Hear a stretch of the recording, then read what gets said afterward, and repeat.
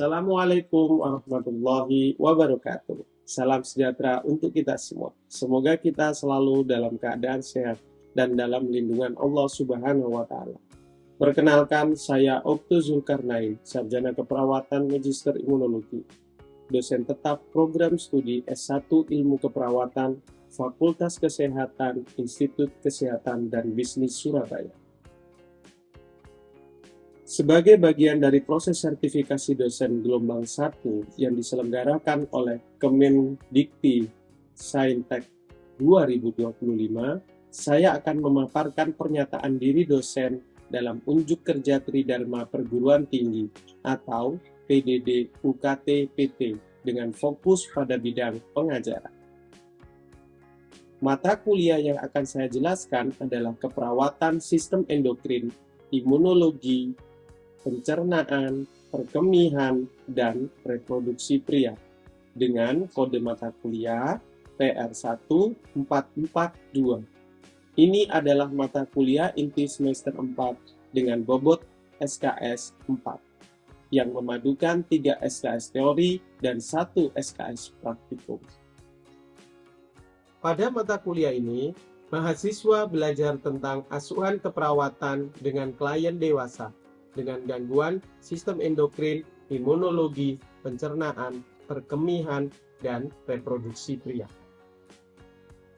Fokus pembelajaran adalah penerapan proses keperawatan yang holistik dan sistematis, mulai dari pengkajian hingga evaluasi dengan mengintegrasikan ilmu biomedik, patofisiologi, farmasi, dan nutrisi. Keterampilan klinis yang relevan, serta penerapan evidence-based practice untuk memberikan asuhan keperawatan yang aman dan berkualitas. Untuk mewujudkan pembelajaran yang dinamis, seluruh kegiatan perkuliahan ini saya laksanakan secara luring atau tatap muka penuh. Interaksi di kelas dan laboratorium menjadi kunci utama. Metode andalan saya antara lain adalah problem-based learning untuk mengasah analisis klinis mahasiswa, simulasi dan skill lab untuk membangun kepercayaan diri dan prosedur keperawatan, small group discussion untuk melatih kolaborasi dan komunikasi tim secara langsung.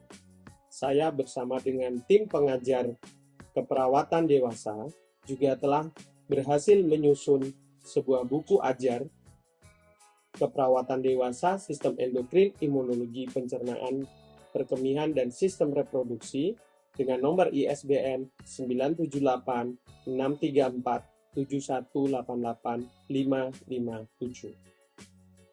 Ini adalah salah satu bahan yang dapat digunakan oleh mahasiswa sebagai bahan pembelajaran. Selain itu, juga terdapat buku-buku chapter yang telah kami susun untuk digunakan sebagai sumber-sumber referensi oleh mahasiswa. Mata kuliah ini secara langsung berkontribusi pada pencapaian pembelajaran lulusan atau CPL. Di antaranya adalah lulusan diharapkan mampu menjalankan pekerjaan profesinya berdasarkan pemikiran logis, kritis, dan sistematis, serta inovatif dalam konteks pengembangan atau implementasi ilmu, pengetahuan, dan teknologi dengan memperhatikan penerapan ilmu humaniora sesuai dengan bidang keahliannya. CPL 3 mampu mengaplikasikan ilmu pengetahuan dan teknologi keperawatan dengan memperhatikan nilai humaniora berdasarkan kaidah dengan tata cara serta etika ilmiah dalam pemberian asuhan keperawatan. CPL 4 mampu melakukan evaluasi asuhan keperawatan. CPL 5 mampu melakukan edukasi dan memiliki keterampilan komunikasi dalam menjalankan asuhan keperawatan. CPL 7 mampu melakukan penelitian ilmiah di bidang ilmu dan teknologi dalam memecahkan masalah kesehatan. Target kemampuan akhir dari CPMK atau capaian pembelajaran mata kuliah. Secara lebih spesifik, di akhir mata kuliah diharapkan mahasiswa mampu: pertama, menguasai konsep dasar teori keperawatan medical bedah. Yang kedua, melaksanakan proses keperawatan secara holistik. Yang ketiga, mendemonstrasikan berbagai intervensi keperawatan. Dan yang keempat, merancang pendidikan kesehatan dan bertindak sebagai advokat bagi pasien. Mencapai semua itu, kita akan membahas materi yang akan disampaikan. Yang pertama, kita akan membahas sistem endokrin dan imunologi. Pertemuan berikutnya, yang kedua, sistem pencernaan dan gangguan reproduksi. Pertemuan yang ketiga, prinsip dan pengkajian holistik. Pertemuan yang keempat, interpresentasi data penunjang. Pertemuan yang kelima, proses diagnostik keperawatan.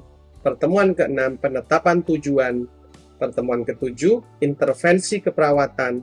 Pertemuan kedelapan, manajemen diabetes, manajemen pencernaan, manajemen perkemihan, dan keterampilan umum.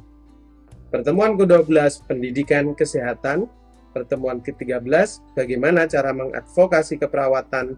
Dan yang ke-14, evaluasi komprehensif. Untuk mengukur pencapaian pembelajaran, sistem penilaian kami dirancang agar transparan dan komprehensif.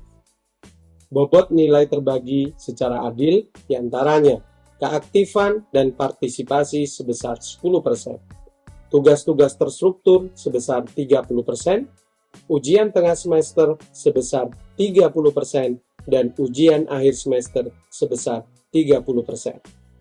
Setiap tugas dan unjuk kerja akan dievaluasi menggunakan rubrik yang jelas dan feedback konstruktif akan selalu saya berikan untuk mendukung perkembangan setiap mahasiswa.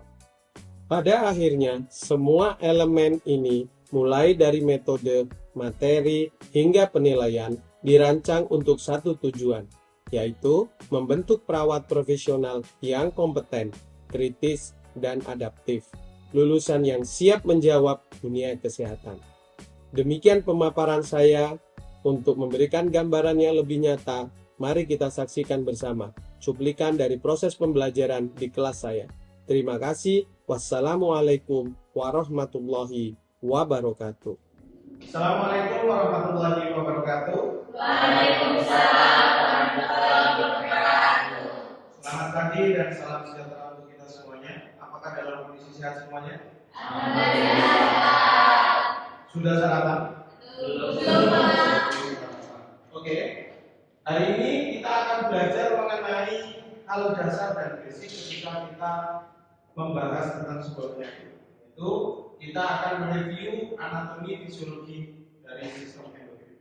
Tapi sebelum kita masuk ke dalam materi, karena mari kita tundukkan kepala sebentar untuk berdoa sebelum kita memulai proses pembelajaran. Selesai.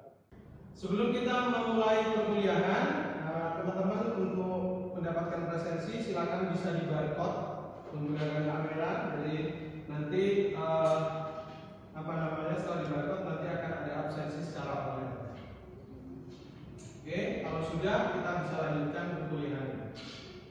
Oke, teman-teman semuanya, kita akan belajar mengenai kenapa sih orang itu bisa sakit. Kompetensi subjek PMK-nya mampu menjelaskan konsep dasar anatomi, fisiologi, patofisiologi, farmakologi, dan terapi diet terkait gangguan pada sistem endokrin, imunologi, pencernaan, perkemihan, dan reproduksi pria. Untuk sistem endokrin, apa sih endokrin itu? Ada yang sudah pernah tahu yang dimaksud dengan sistem endokrin itu apa? Sistem endokrin itu adalah sistem di mana regulator utama, jadi sebagai pengatur. Endokrin itu yang mengatur kendali tubuh kita, antara dia mengeluarkan hormon yang banyak atau dia mengurangi jumlah hormon. Nah, pada kasus-kasus contoh diabetes, kemudian gangguan pada tiroid, itu diakibatkan oleh sistem endokrin sebagai pengatur atau pengendali. Sistem ini bekerja melalui hormon, yaitu senyawa kimia yang dilepaskan melalui aliran darah untuk mempengaruhi sel target di bagian tubuh yang lain. Pemahaman yang kuat tentang fungsi normal atau fisiologi suatu kasus dan abnormalitas sebagai bentuk patofisiologinya dalam sistem endokrin adalah fondasi bagi seorang perawat untuk mengetahui sebuah penyakit. Silakan dijawab. Sistem endokrin itu gimana? Dengan bahasa kalian saja. Sistem endokrin itu yang bagaimana? Sistem yang mengatur kendali tubuh, dalam hal ini adalah hormon. Ya, silakan.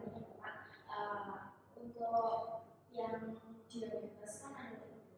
Nah, yang paling berpotensi untuk terjadinya komplikasi luka seperti ini tuh yang mana? Tipe 1 atau 2? Yang paling berisiko mengalami komplikasi ini adalah kalau jawab adalah tipe 2. Kenapa? Karena di tipe 1 sejak bayi mereka sudah terbiasa dengan mengkonsumsi insulin, dengan mensuntikan insulin. Dia sudah tahu, paham sekali mengenai kondisinya sejak dia kecil. Sedangkan orang dengan tipe 2 biasanya denial, masih tidak terima dan masih selalu berpikir bahwa aku baik-baik saja, aku begini baik-baik saja, gula itu segini oke-oke aja, dan mereka tidak berpikir bahwa risiko yang terjadi itu akan sangat fatal. Makanya tipe 2 lebih riskan mengalami komplikasi daripada tipe 1. Nah, kita akan melihat sebuah organ yang memiliki kendali terhadap diabetes mellitus. Kalau kalian sering mendengar kata diabetes, sering mendengar istilah kencing manis, sering melihat komplikasinya dalam luka. Banyak orang yang mengatakan bahwa luka diabetes itu nggak bisa sembuh, yang bisa dilakukan hanya dipotong saja. Nah, ini sebagai seorang perawat kita harus tahu bagaimana cara kerja orang mengalami diabetes. Dan sebelum kita tahu kenapa orang mengalami diabetes, kita harus tahu dulu normalnya tubuh kita itu seperti apa, yang kita sebut dengan fisiologis. Kalau tubuh kita sudah mengalami sesuatu yang bermasalah, kita sebut patologis. Oke, sampai di sini bisa dipahami ya. Kalau masih normal namanya fisiologis, tapi kalau sudah tidak normal namanya patologis. Di sini kita gambarkan ada namanya beta sel, ada namanya alpha sel. Dialah yang mengatur gula darah kita. Ada orang tuanya, saudaranya yang mengalami diabetes di sini? Ada. Gimana kira-kira gambarannya ketika orang itu mengalami diabetes? Badannya lemas. Ada lagi? Terdapat luka pada kaki yang sukar sembuh. Ada lagi? Enggak ada. Orang tua anugerahnya atau saudara, ada lagi tanda yang lain? Sering tidur di pagi hari, merasa ngantuk. Kemudian ada nggak gejala sering dan kencing? Sering kencing. Nah, nanti itu akan ada hubungannya, ada korelasinya dengan organ yang kita sebut dengan pankreas. Nah, sel pankreas beta sel ini dia punya fungsi untuk memproduksi atau melepaskan yang namanya hormon insulin. Sering kita dengar insulin itu apa? Insulin itu adalah hormon yang fungsinya untuk apa sih? Ada yang tahu? Fungsinya apa? Insulin untuk mengikat gula. Jadi insulin itu ibaratnya ini sel. Sel ini adalah makhluk hidup, dia butuh makan. Ketika dia butuh makan, dia berarti harus kita suplai makanan. Betul nggak? Jadi ketika sel kita butuh makan, kita suplai makanan dong. Makanannya sel adalah glukosa atau gula kita sebutnya. Gula ini ketika dia mau masuk sel, dia tidak akan pernah bisa masuk sel jika tidak didampingi oleh insulin. Jadi semakin banyak yang kita makan, semakin banyak glukosa yang kita ciptakan dari makanan itu, maka semakin banyak pula yang namanya insulin yang harus mendampingi. Sama seperti itu. Paham ya?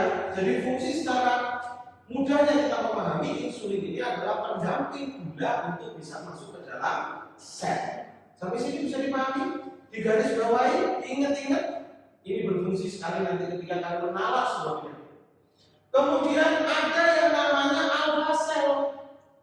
Kalau tadi insulin itu fungsinya adalah mengendalikan gula supaya tidak berlebih di dalam darah dengan mengeluarkan insulin. Jadi kalau kita makan ternyata kita butuhnya gula darah kita sampai 300. Maka insulin yang dibutuhkan kan 300 unit untuk mendampingi keserap semua kan. Nah ketika keserap semua apa yang terjadi? Lemes. Kenapa lemes? Karena gulanya habis ditelan semua. Kita lemes, kita harus tetap punya sampai gula di dalam tubuh kita. Contoh kalau kita puasa, kita nggak makan, betul kan? Tapi kalian harus ingat, tubuh kita ini sudah benar-benar bagus, ciptaan Tuhan yang paling sempurna dalam tubuh manusia. Kenapa saya bilang demikian? Karena di dalam hati ada namanya glukagon. Dia fungsinya apa? Sel beta ini kalau tadi ini mengurangi jumlah gula, kalau sel alfa fungsinya meningkatkan kadar gula. Tapi tetap semangat, betul nggak? Kalau puasa kan kita harus semangat, betul nggak? Nah, ketika kita berpuasa, sel alfa yang ada di dalam pankreas ini, dia bekerja dengan cara apa? Memanfaatkan simpanan makanan yang ada di dalam hewan kita untuk dipecahkan sehingga kita tetap punya energi. Nah, hebat kan?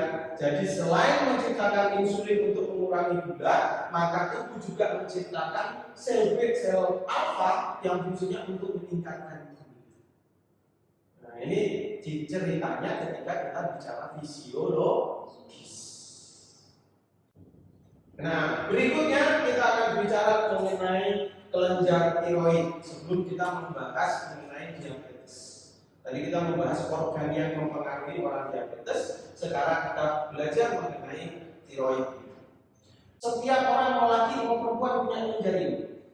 Ya, namanya hipotalamus mengeluarkan TRH atau thyroid releasing hormone. TRH ini fungsinya apa? Ada yang kita sebut dengan T3 maupun T4. Nah, di sini secara fungsi merangsang kelenjar itu menghasilkan T3 dan T4. Apa fungsinya? Kadar T3 dan T4 yang tinggi di dalam darah akan menghambat pelepasan TRH. Jadi kita bahas mengenai kembali ke diabetes karena kita sudah bicara mengenai insulin tadi, kita bicara lagi mengenai fitur-fitur tentang orang diabetes. Nah, diabetes terdiri atas dua. Jadi diabetes itu tak ingatkan kembali buat teman-teman semua supaya tidak salah kalian jelas. Tidak ada diabetes basah dan tidak ada diabetes kering, oke? Deal? Ya, bisa dipahami ya? Tidak ada, jangan sampai hal yang salah terus-menerus dilanjutkan yang berakibat apa? Misleading, informasi yang salah. Oke? Di dalam diabetes yang dikenal hanya ada diabetes tipe 1, tipe 2, dan gestasional. Yang kita bahas adalah tipe 1 dan tipe 2. Tipe 1 itu apa? Tipe 1 adalah diabetes yang memang dirusak oleh sistem imun kita sejak bayi. Jadi lahir sudah punya diabetes. Itu tipe 1. Produksi insulinnya gimana Pak? Defisi absolut sangat sedikit atau tidak ada sama sekali. Dia pankreasnya tidak menghasilkan sama sekali yang namanya insulin. Pankreasnya tadi yang kita lihat tadi enggak sama sekali ngasih insulin.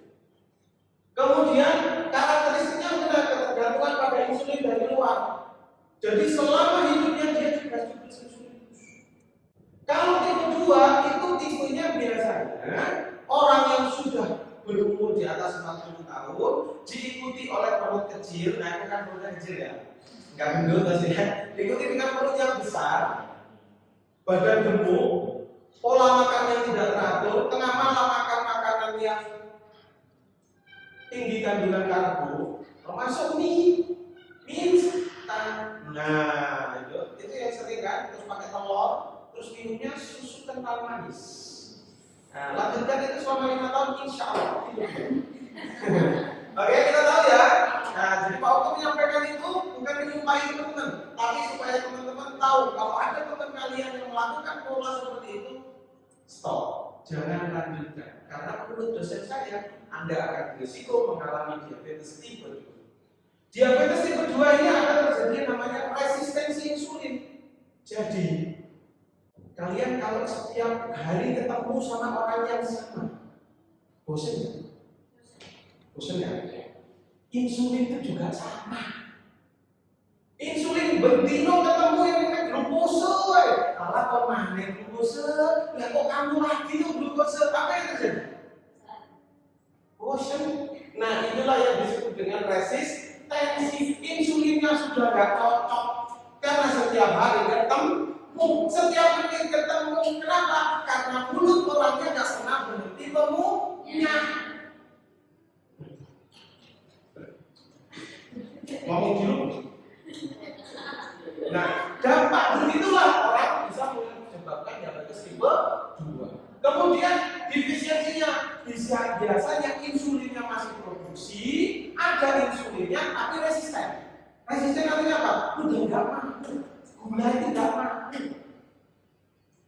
Oke, kalau yang tadi ini memang nggak produksi, kalau yang ini nggak mampu.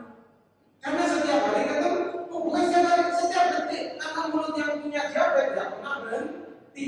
Kamu perhatikan orang-orang empat saya punya saudara orang diabetes nggak gitu ya Pak? Ya kamu tahunya sudah kena diabetes. Sebelum kena diabetes, belum tahu kan? Besok kelompok sakit entek. Oke. Selanjutnya adalah berkaitan erat dengan obesitas. Saya nggak obesitas, saya agak kecil-kecil ya. Gaya hidup sedentari, faktor genetik, onset lambat, biasanya usia dewasa. Biasa yang terjadi, menurut pengalaman saya itu di atas 40. Tapi sekarang itu enggak. Saya pernah dapat pasien perawatan luka itu usianya 23 tahun sudah mengalami diabetes. Kalian usia berapa sekarang? 21. Itu 23 tahun kena diabetes. Nah, jadi mulut ini dijaga dari makanan-makanan yang tidak bertanggung jawab. Oke? Nah, kalau kalian ingin tahu tanda dari orang diabetes, tanda orang diabetes itu yang paling khas itu ada 3 ciri. Ada 3 ciri. Pertama, poliuri. Poli itu banyak. Uri itu pipis. Jadi dia sering pipis. Titik-titik. Ada lagi namanya polidipsi. Karena dia sering kencing, akhirnya sering haus. Setelah haus ada namanya polifagi. Polifagi itu sedikit-sedikit lapar. Itu 3 tanda orang diabetes. Polidipsi, polifagi, dan poliu. Apa 3 tanda tadi?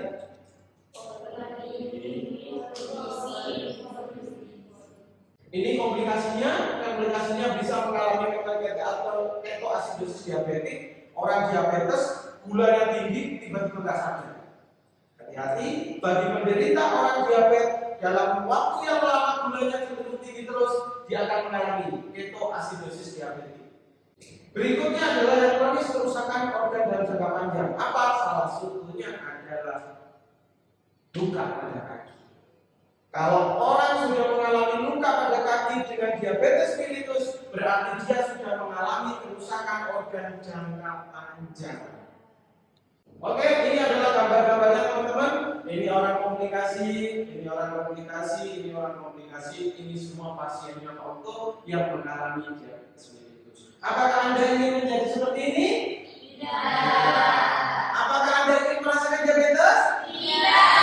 Jika tidak, maka hindari dan ketahui tentang bagaimana cara kerja penyakit itu agar kalian bisa mengedukasi masyarakat dengan baik, kalian memahami mengenai diabetes dengan baik. Ketika besok bekerja, ketika ada pasien bertanya kepada kalian, aku mengalami diabetes.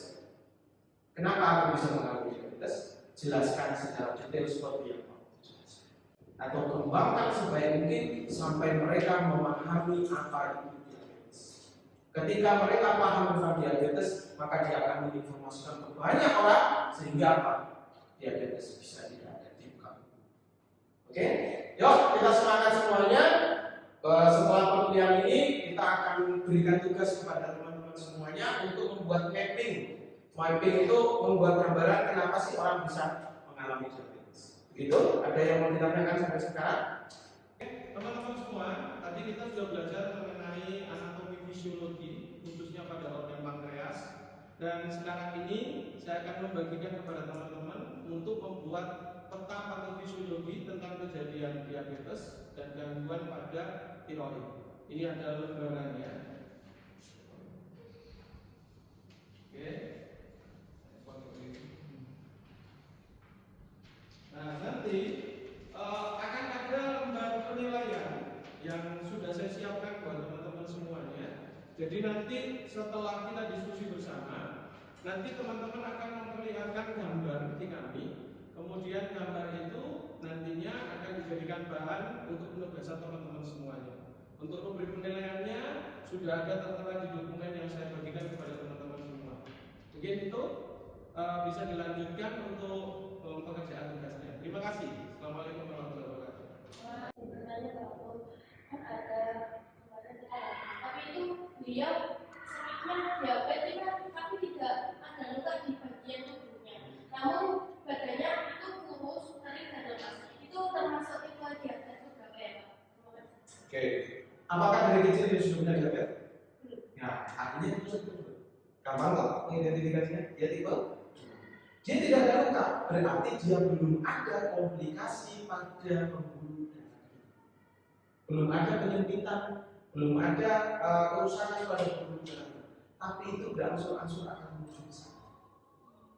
Pertanyaannya, loh kenapa Pak orang diabetes itu kan polifagi, makannya banyak, tapi malah kurus? Ya kan? Aneh ya, makan banyak tapi malah nggak gemuk. Cacingan paling Pak, bukan. Pada orang diabetes, orang dia makannya banyak, polifagi terjadi. Tapi ingatlah, insulin resisten terhadap dirinya, sehingga makanannya nggak masuk ke sel, sehingga tidak ada yang namanya peningkatan metabolisme. Yang terjadi apa? Sel-selnya lapar, tapi gulanya banyak, nggak bisa masuk. Kenapa? Yang buka kunci bukan nenten. Oke, insulin kan buka kunci. Oke, gula, ada gula, sel, oh ya masuk. Nah, tapi kalau tidak ada kuncinya, tersebar. Apa yang terjadi? Sel-sel lapar. Ketika sel-sel lapar, sel-sel protes. Woi, aku lapar, woi. Mulut disuruh sama otak, makan lagi, makan lagi. Tapi apa? Tidak masuk di dalam sel. Apa yang terjadi? Karena sel-sel yang mengalami kemiskinan terhadap glukose, dia kekurangan hipoglikemia, makanya tambah lemes, semakin kurus badannya. Tapi tubuh kan banyak sampah masuk tuh, makan minum terus kan, apa yang terjadi? Tubuh akan membuat ginjalnya melebarkan pori-porinya sehingga keluar semua, termasuk gula. Gula itu strukturnya besar. Kalau dia masuk ke ginjal, ke filter nggak bisa harusnya. Gula itu nggak boleh keluar. Tapi karena dia itu sudah rusak, tubuhnya banyak gulanya, mau nggak mau ginjal akan keluarkan. Ketika dia keluarkan, apa yang terjadi? Makanya orang diabetes ketika kencing di barang tempat, maka pipisnya akan didatangi oleh semut karena ada kandungan gula di dalam kencingnya. Paham ya teman-teman ya? Asik pembelajarannya? Ngerti? Nah, jadi kayak disuntik, cus gitu ya. Oke, terima kasih waktunya untuk teman-teman semua, interaksinya. Di pertemuan berikutnya kita akan membahas mengenai SIV. Kenapa orang bisa mengalami HIV/AIDS? Nah, untuk tugasnya jangan lupa nanti kita kumpulkan di LKS. Terima kasih. Wassalamualaikum warahmatullahi wabarakatuh. Waalaikumsalam.